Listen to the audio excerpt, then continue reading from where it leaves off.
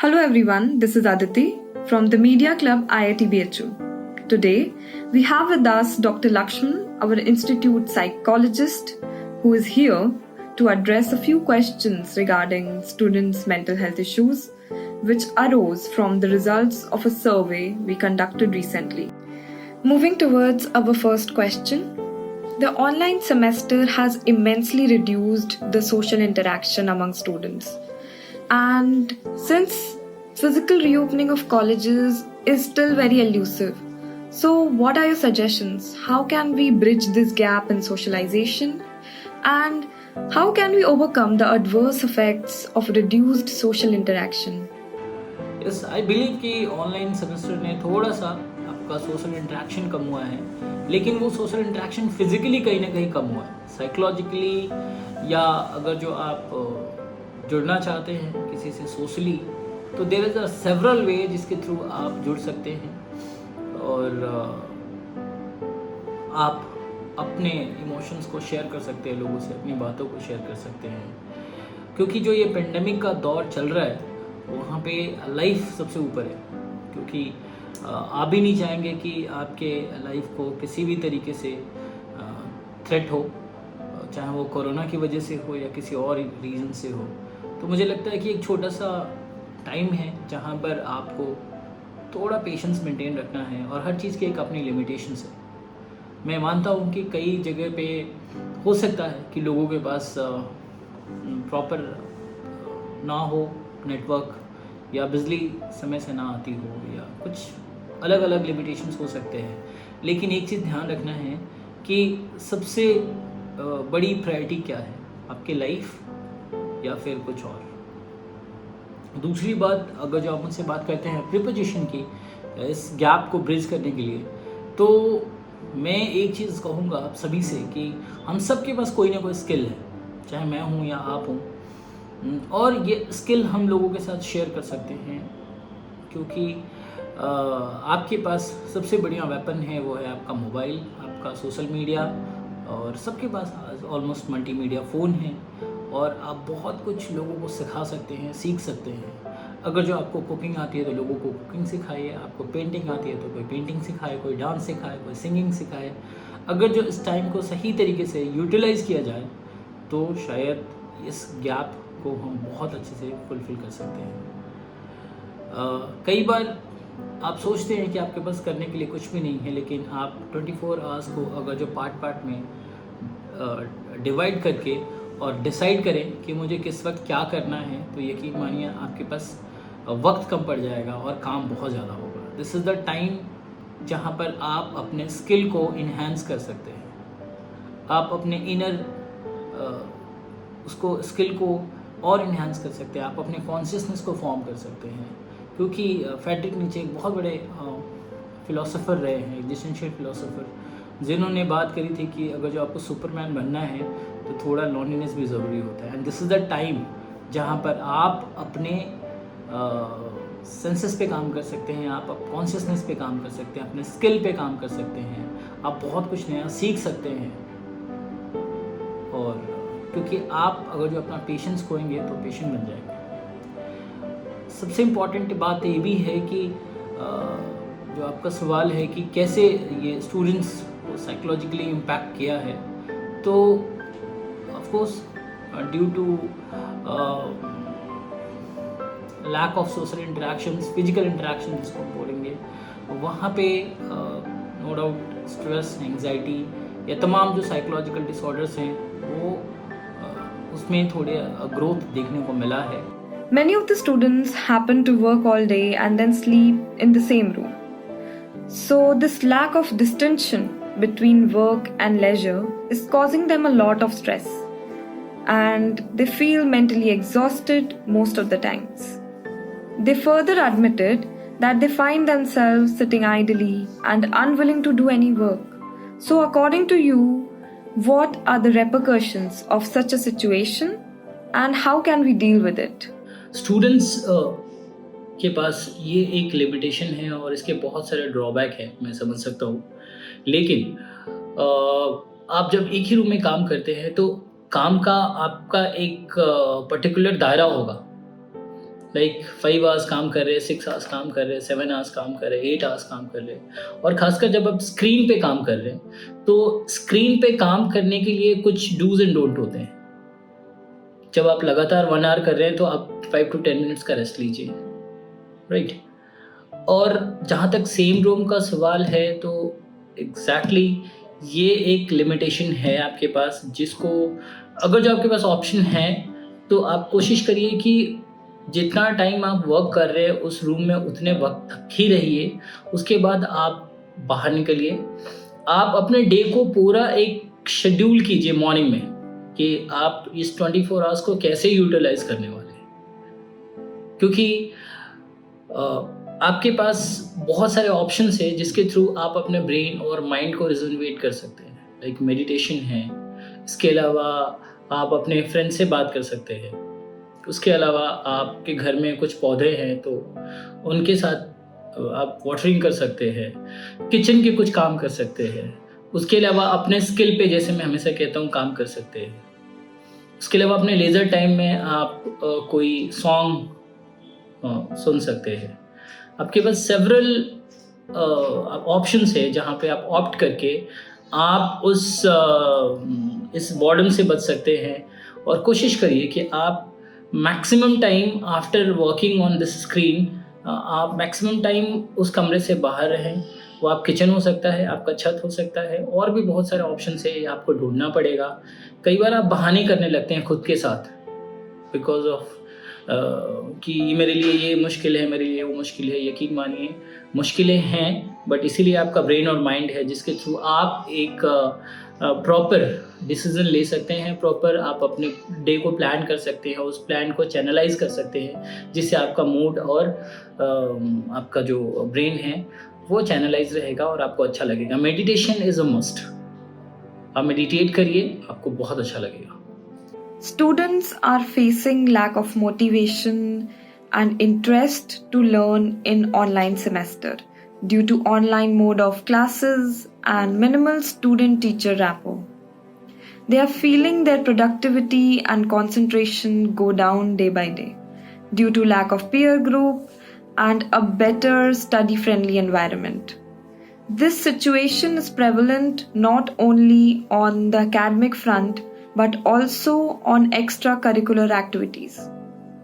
So how can one tackle these lack of interest and create a better learning environment online while simultaneously not giving up on hobbies?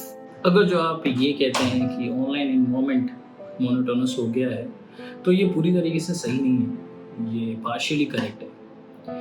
क्योंकि ये काफ़ी हद तक सच है कि online class होने की वजह से एक प्रॉपर रैपिड नहीं बिल्डअप हो पाता है, क्योंकि एक वर्चुअल लर्निंग है। आप जब सामने से देखते हैं तो बहुत सारे कंडीशन चेंज हो जाते हैं। लेकिन मैं एक चीज़ कहना चाहूँगा कि कुछ ना होने से कुछ हो रहा है, ये बेहतर है।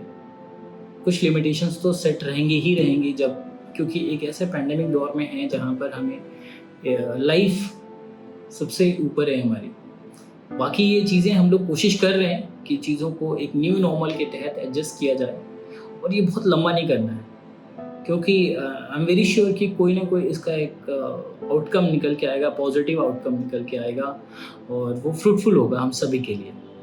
फ़िलहाल जब टीचर और स्टूडेंट के रैपिड की बात करते हैं, जब ऑनलाइन क्लासेस और इन्वायरमेंट की बात करते हैं, तो मैं ये कहूँगा कि आप बीच बीच में गैप लेते रहिए।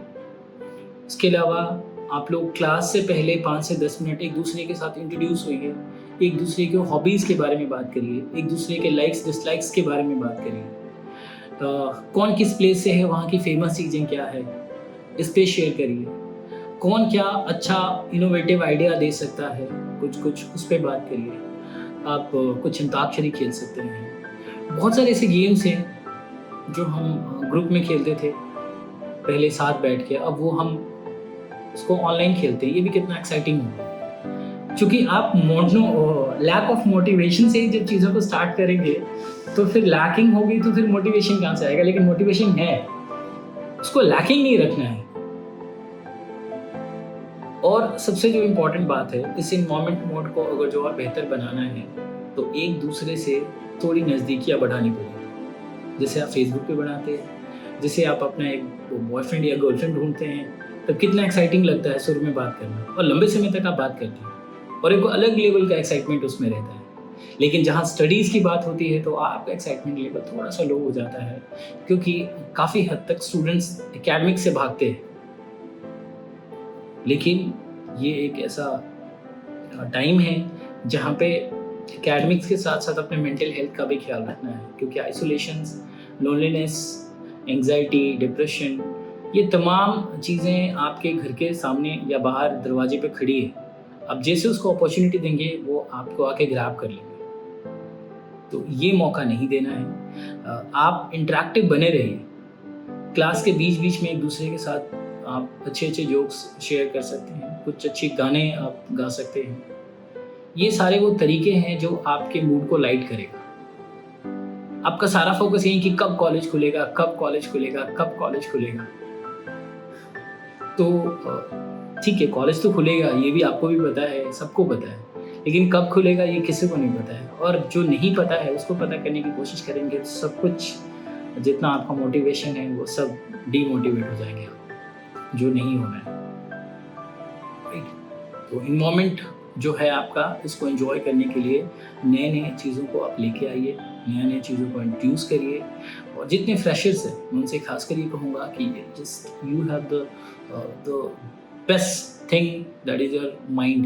आपके पास सबसे स्मार्ट ब्रेन और माइंड है, आप सब बेहतर हैं पूरे ऑल ओवर वर्ल्ड से, इंडिया से आप चूज़ करके आए हैं और आपने कंपटीशन को फेस किया है और आपने एक अपनी प्लेस लिया है आईआईटी में।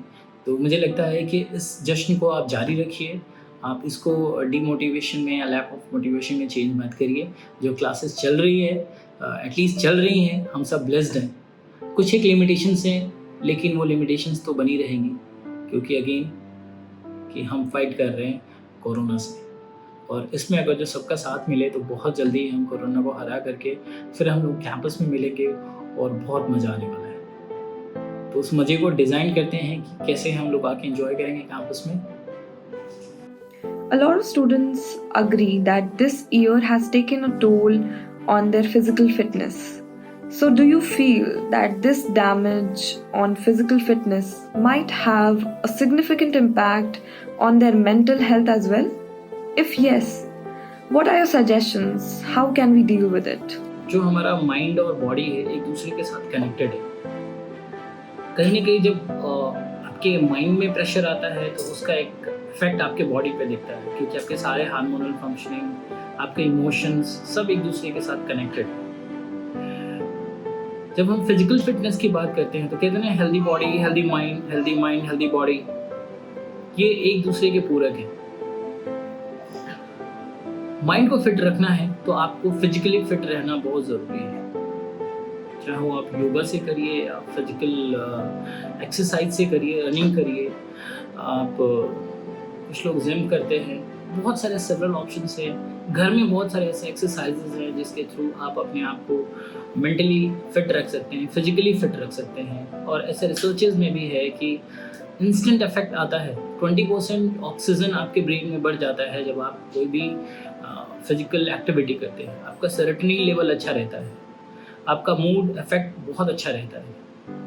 थोड़ा तो टॉल लग गया है बिकॉज ऑफ दिस कोरोना, लेकिन यस, घर में भी आप चाहें तो आपके पास टेरेस है, आपके पास इतनी स्पेस तो होगी जहाँ पे आप डेली के 20 मिनट से 30 मिनट्स या 1 आवर, जितने आपका फिजिकल स्ट्रेंथ है, आप धीरे धीरे उसको इन्हांस कर सकते हैं और इसका एक पॉजिटिव इफेक्ट और इम्पैक्ट आपको लॉन्ग टर्म में देखने को मिल सकता है। थोड़ी सी मुश्किलें आई हैं, but again I am saying this is for the limited period of time, forever ऐसे नहीं रहने वाला है। So don't lose your hope. Students are spending 6 to 8 hours every day in front of screen, which is causing them distress in many ways.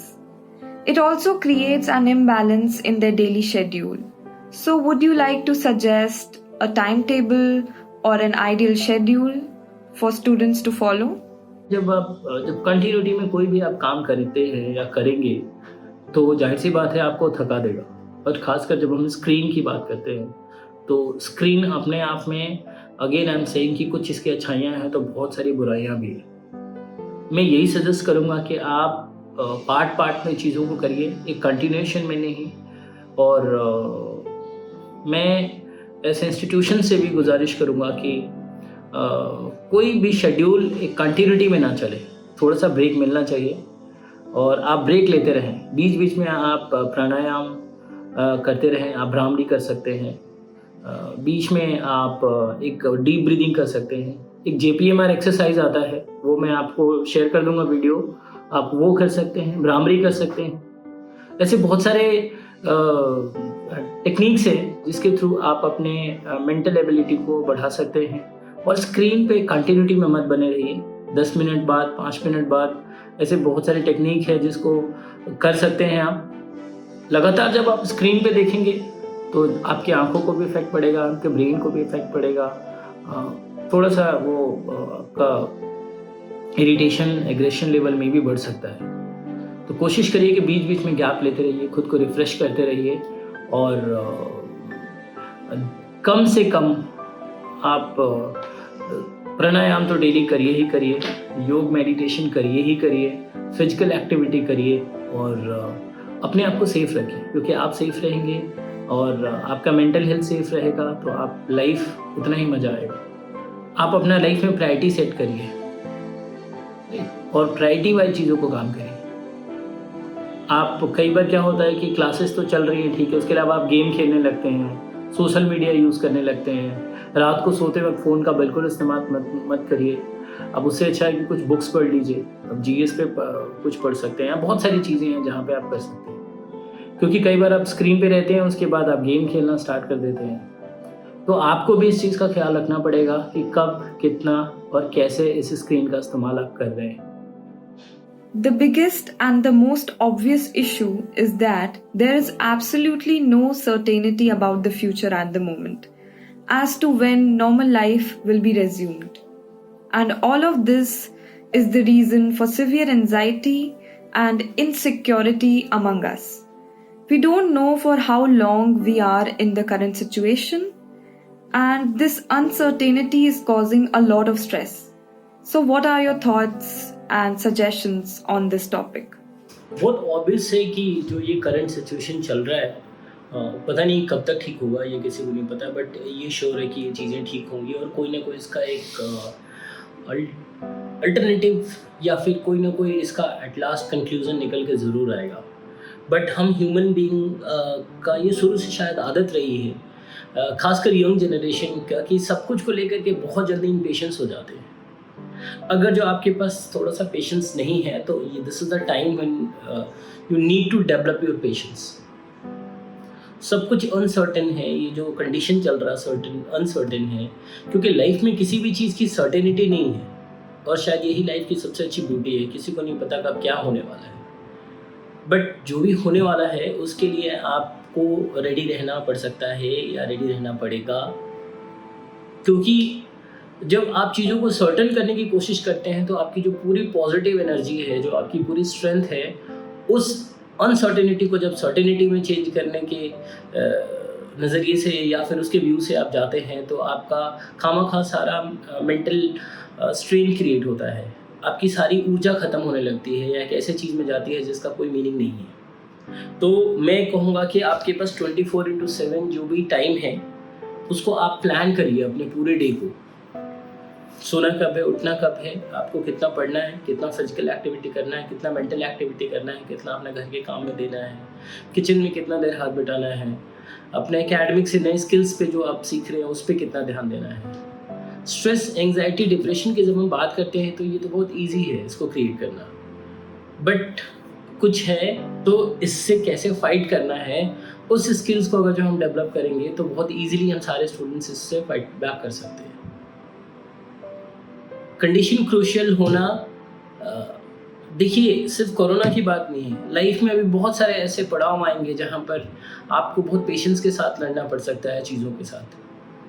आपको आप जब धैर्य रखते हैं तो शायद आपका जो मेंटल स्टेबिलिटी है वो अच्छे तरीके से काम करती है और शायद आप डिसीजन मेकिंग बेहतर कर पाते हैं। लेकिन जब आप अधीर हो जाते हैं, जब आप अपने पेशेंस को लूज़ करते हैं, इम्पेशेंस हो जाते हैं, तब वहाँ पे आपका दिमाग भी नहीं काम करता और अननेसेसरी एंग्जियसनेस और एंग्जाइटी क्रिएट होती है। सो आई विल से योगा प्राणायाम करिए। बहुत सारे टेक्निक्स है जो आपको दिया हुआ है हमारे पूर्वजों के द्वारा। हमारी कल्चर इतना रिच है, योगा है, प्राणायाम है, बहुत सारे मेडिटेशन टेक्निक है और मैं अभी शेयर भी करूँगा आपको, जिसको JPMR कहते हैं, वो आप 2 से 3 टाइम करिए। आपका मेंटल स्टेबिलिटी बहुत अच्छे तरीके से, आपका मेंटल बहुत स्टेबल रहेगा, आपका मेंटल स्ट्रेंथ बहुत डेवलप होगा और आप अपनी क्वालिटी ऑफ लाइफ को एनहांस कर पाएंगे। So this is the beginning.